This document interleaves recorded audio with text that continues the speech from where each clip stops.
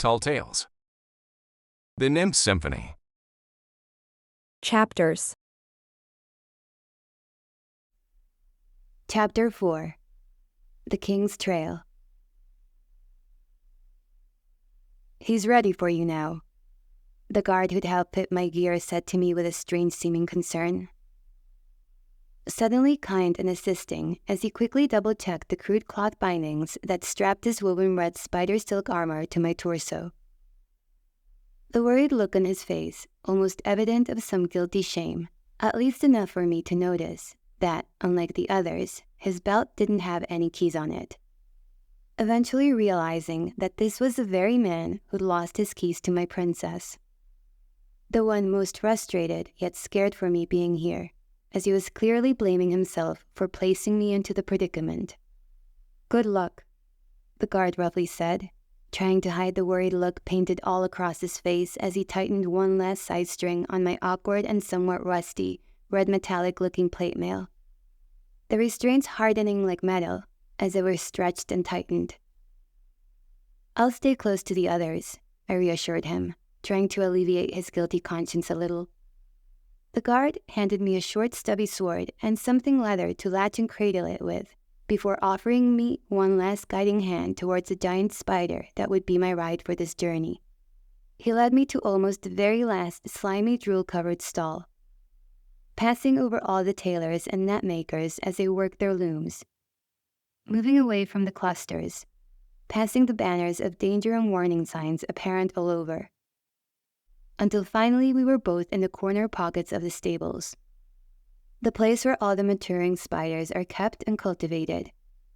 To be honest, you don't really think about the companionship we share with spiders when you're up in the castle above. Frankly, you see them carrying wagons and tools so often that you forget they're even there. But when being down in the catacombs, only then can you truly appreciate how incredible they were. These spiders weren't just the architects of our castle and kingdom, but they were also our source of clothing, tools, and travel.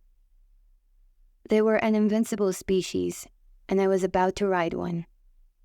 I cautiously moved into the private dark-webbed funnel my particular ride had made, nervously looking into the darkness for the 8 glowing eyes staring back at me.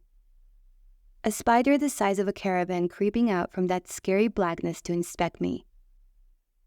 "Her name is Vala," the guard then told me, gently but forcefully taking my hand towards the spider's abdomen and showing me how to introduce myself properly. "She's very timid, and has only been ridden a few times," he explained as I stood mesmerized by her multiple alluring eyes.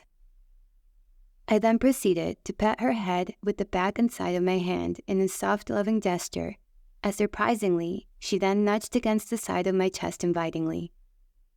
Where in that small and brief introduction, I was already assured she was a perfect spider for me. "She's no warrior," the guard then insisted, "but she's by far the most docile we have," he added, giving me a smile as I looked back to him, blessed to be given such a rare and amazing opportunity, despite the fear of the wilderness and what was soon to come. It made little difference to me that she was the runt of their litter. I wasn't afraid at all by that. Unlike the rest of these warriors, too keen for stories and glory, I truly listened to Camilla's warnings and was grateful I had a ride, just as willing to flee at the first sight of danger as I was. The guard helped me mount her and ordered her to move out almost immediately.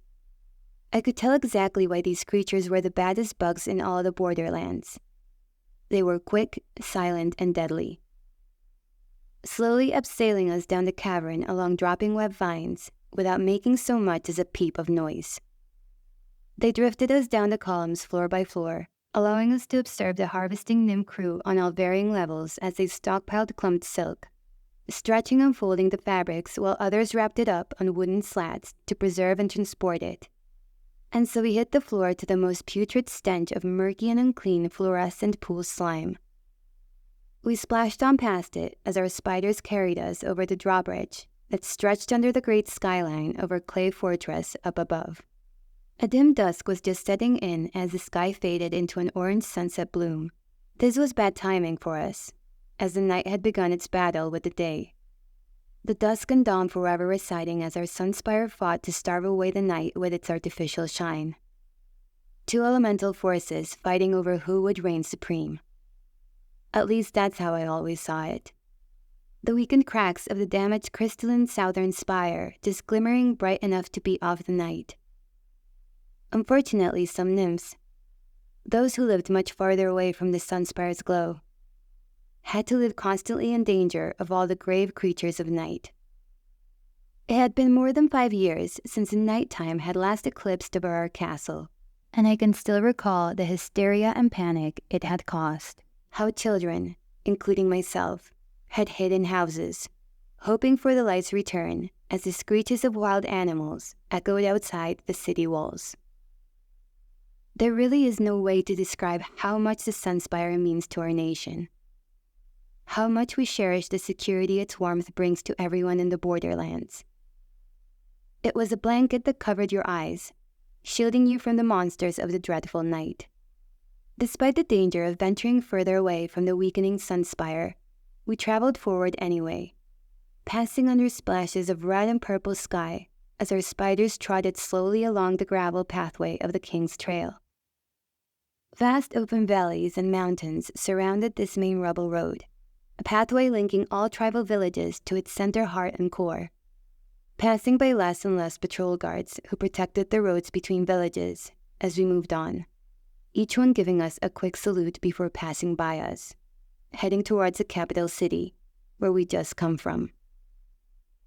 Farmers and merchants dragging wagons and carts were also stopping to wave and salute us too as we passed them on the road, seeing us as saviors, righteous and holy crusaders heading off to darker lands to repel an unstoppable evil currently plaguing our society.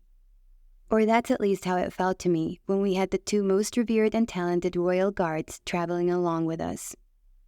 The silver and gold laces woven into Radaman's huge brown cloak and inscribed padded steel plates. Obvious to all thrilled observers as they watched him casually stare and inspect each side of the road. Watching for stray mantises and mites in the immediate wilderness whilst he flaunted those metallic streaks imbued upon his armor by our ex-king as something that once distinguished a high military ranking. I started to understand the cockiness they must feel each time they embarked outwards, even when it was just for routine training exercises.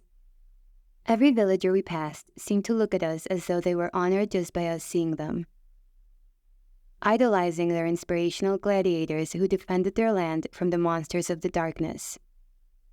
The prince, in particular, was turning heads, as this was his first official role in safeguarding his land. He was dressed in plate armor that, despite looking trendy, could in no way whatsoever be practical. His armor diagonally missing its entire bottom half of its chest area. Other than protecting his sword arm and right shoulder line, his custom-made armor didn't leave a lot to the imagination. Nothing but a plain white shirt concealing a naked skin layer from vulnerable areas of attack. Some bold statement that he must have told his blacksmith tailor in order to imply that he never intends to have his front facing away from an adversary. I couldn't stop staring at it with amusement, all the way up till the point he eventually noticed and started smiling back at me, pulling another one of his typical dumb faces as he drew his giant sword from his back holster, holding it the wrong way around in jest. Making me think to myself, with all the wealth he had in his kingdom, how is it I could be happier with a cracked and worn old chest plate than with his lavish-styled silver set? One that did nothing but expose the ripples of a tanned, bruised ribcage while boldly serving as my own personal reminder that, despite our apparent numbers, I really had only 2 soldiers here capable of protecting me. We rode for ages, eventually reaching the crossroads that branched out into the exit passage of the well-guarded King's Trail forest roadway. We traveled through changing scenery, moving through flattened grasses of open jungle landscapes, and alongside waterfalls under dirt tracks, where the rain of falling buds and leaves blew out as debris from the treetops covering the thickening skyline above us. Sir Radamant dropping back to right beside me and helped take my mind off the current twilight by chatting mindlessly about all the hilarious festival failures that had happened to him in the past. The man's medium stature, boisterous attitude, and rounded belly was not something you could typically expect out of a royal knight, nor was he somebody that could be easily forgotten or missed in a crowd. What was most amazing about him, however, was how silly and down-to-earth he was ordinarily, despite how quickly he could then become valiant and serious when it was needed. Someone capable of channeling a whole new heroic persona at the flick of a switch, much like a cocooned caterpillar turning into a bright butterfly whenever the time called for it. For the first time ever, I got to see him in his own prestigious battle gear. How absurd it was to see in his right hand a long wooden staff that had a gold lantern chained loosely, like a mason flail, on the top of it. And tucked snugly under the rolling muscles of his left arm was a large keg barrel of wine reinforced by glorious gold frames. King Midas had clearly made these two items for Radamant as a reward for his courage and valor. It sounds silly to think these two everyday objects were such a volatile mix together in his arms. He was a man who could take a swig of ale and spit it at his lantern, igniting a forest with an inferno of flames. Or perhaps simply pour the barrel's liquor on the floor and watch with a laughable hysteria as the dizzying fumes affected all but him. And I actually couldn't stop laughing as this bold fat man imitated Delphi's high-class walk by jiggling his bum and strut while still on top of his spider. No hand free to hold on to his steed's leashes when I fell into hysterics upon his clumsy facial dismount from the 8-legged beast he rode on. All laughing but Ebony, who was the least impressed by her mother's mockery. She chose to steer her spider ahead of the pack, so she and her prince were nowhere near the ongoing demeaning behavior. To be honest and fair to her, Ebony was the most professional-looking out of all of them. Her battle vest the most fierce, with it being hand-tailored and made to suit her own unique gifts. All segmented and laced in bands that were strapped across her limbs and chest separately, protecting her main areas but still providing her with some stretching space to pounce, climb, and flex whenever she needed to. They were made from spider silk and were just as tough as any chainmail, with the added bonus of having sharp steel tusks weaved into the braces of her arms like scaly dragon skin. She looked impervious to sword and claw swipes. Only her joints were exposed, a necessary trade-off that allowed her to turn primal without her clothes ripping off, carrying with her nothing but a spear that she kept tucked between her back and feline tail. After a few hours, we were so deep in the rainforest that our spiders had to climb up and over trees just to cross huge canyons, using their webs to decline over these drops with ease. Once we'd passed the canyons, we came to the first series of small riverside lakes that led to the entrance of the farming swamps of the Ambervale Meadows. The spiders covering their feet in web and gliding gracefully across the water's surface like ice skaters. "So what do you think they are?"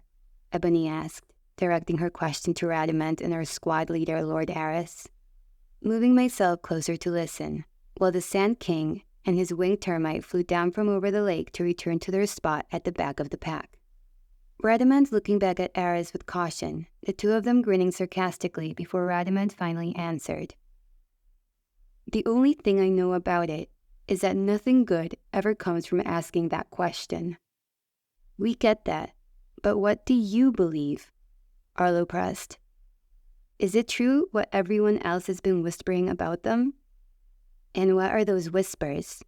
Aris then cut in, still keeping to the back of the pack. "Well, you both have seen them and fought them face to face," the prince said. "Do you think Midas is leading the gnolls?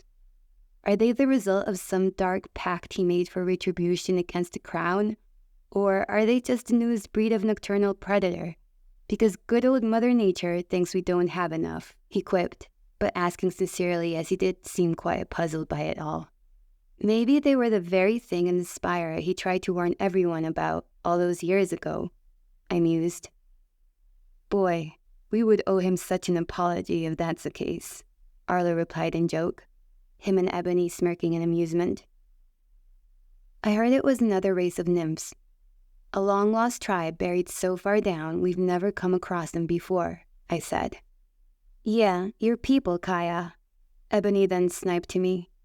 More beady-eyed dorks making puppets so that they can scare away the fruit from children. She then added, trying to get a rise out of me. Even though I had no obvious interest in responding, not wishing to take another bashing. I doubt that, Arlo said in my defense. The only thing Kaya could ever scare away is a boyfriend, he then teased, making another smirking face at me before laughing and slapping hands with Ebony. Naturally, I ignored them like a pacifist, making things quiet as we all began to notice how quickly the tree canopies were becoming thicker, casting the rainforest into more and more of a darkening shade. I could smell swamp fog in the air as our spiders walked along a narrowing, damp, grassy road. Swamp surrounding us in all directions, signifying we'd be in Ambervale Village very soon. Well, what is it you believe they are? Arlo asked again, once he eventually finished laughing at his own joke, asking Ares this time, unwilling to let the topic rest. Ares was starting to seem rudely offended by the whole conversation, but, even so, he didn't say a word, simply ushered his termite to move ahead of everyone, completely ignoring the prince. A true testament of his bravery, considering he was openly ignoring a question from his future king and not even trying to disguise it. Radamant quickly tried to cover for his friend, saying, "We honestly don't have a clue. Personally, I think you're right. I believe the gnolls are here because of something Midas did, but I still don't think it's him behind it all," he then said, searching through the puzzled looks on all of our faces before realizing he needed to elaborate. "Look, this is going to sound crazy, but I don't even think they belong to this world. I believe Midas was speaking the truth all along, and his warnings were genuine," he dared to speculate. Radamant's pure honesty made us all sit back on our spiders in wild thought. The prince remained quiet, but still appreciative of the man's honesty. Only then did it ever occur to me that the divide between House Helios and House Midas was still alive, even after all of these years. Sir Radamant probably being one of the very first to protest the banishment of our former king. It would make sense for Radamant to have a certain loyalty for Midas, considering how much Midas had done for him. Midas was the only person who'd believed in Radamant's worth when no one else was willing to, brought him out of the slums and turned him into a man of impeccable talent and integrity. "What makes you say that?" I asked from the back of the pack as we strolled down a lush green old farming road. "Well, the gnolls are barbaric, savage, and hungry creatures. There's nothing special about that, but there is something strange about them. Something about the way they move and hunt. I can't really describe it. It just seems more desperate than it is mindless," he said to our joint bewilderment. "I don't know. Sometimes I just get the feeling they don't even know where they are. That they're just as scared and scattered as the rest of us." I'd never heard anyone speak so sympathetically about the devilish creatures before, and as teens began to question everything we thought we knew about those monsters, based upon his very vague interpretation of his own personal experiences. Although Radamant quickly then went on to say, "Don't be fooled though. Gnolls are incredibly hostile, attacking like haunting spirits, lunging at whatever moves and is closest to them." Vala and the other spiders jerked to a stop as Ares raised a closed fist, issuing an instant halt and silence. He looked out into the absence of the open road ahead. Glancing upon the dissipating black void of a black spot and its thick, heavy storm clouds smothering the sky much more than the canopy we traveled under earlier had, we all remained still and silent, anxiously waiting for Ares to talk. "Well, let's head back," I initiated, wishing someone else with actual authority had said it instead of me. "How far away is Ambervale Village?" Arlo asked Radamant as we all stared blankly into the nocturnal abyss descending upon our eyes. A skyline darkening as clouds built and began to block out the twilight just ahead. "Just one more meadow away," Ares then answered. I could almost smell the beach air of the town's ocean cove. We were that close. But now we had to return back home, or risk going through the dark. We could go around it, Ebony enthusiastically suggested. What's the point? My sister might be trapped in there. If she left on foot, she wouldn't have been that far ahead of us, Arlo then remarked, shooting down Ebony's idea and reminding everyone of the reason we were here. No one wants to find her more than me, I said, but Camila specifically stated we were to run at the first sign of any danger. And this is some pretty serious danger. I tried to recite, recalling Camila's orders in an attempt to take command, since everyone else was looking around indecisively. It's just a small distance, and there's just as much danger to return. We'd risk the darkness catching us on our way back, Ebony said, rejecting the idea of abandoning the quest and heading home empty-handed. Despite all of our suggestions, none of us actually had any influence over what to do. Eris was the leading authority on this mission. He was sitting calmly on his six-legged flying steed, evaluating our current predicament. She could be in there, and by the time we make it back, it might be too late to return and rescue her, he deliberated. She could have made it through unharmed. If anyone could, it would be her, Redmond added, supporting my claim to head back. But it's your call, man, he then stated. We could split up. Kaya can't fight, so we should send her home with Radamant, Arlo then said, forcing me to give him a look that said I was unimpressed with the stupidity of his suggestion. We're not splitting up, Arlo, I pouted. No, we're definitely not, Eris then interjected. I'm sorry, Kaya, but we're going in, he then proclaimed before steering his termite towards the dark swamp without delay. Everyone else followed, leaving me to inhale the biggest breath of my life as I had no choice but to kick my heels ever so slightly and let Vala march me into that eclipsing darkness.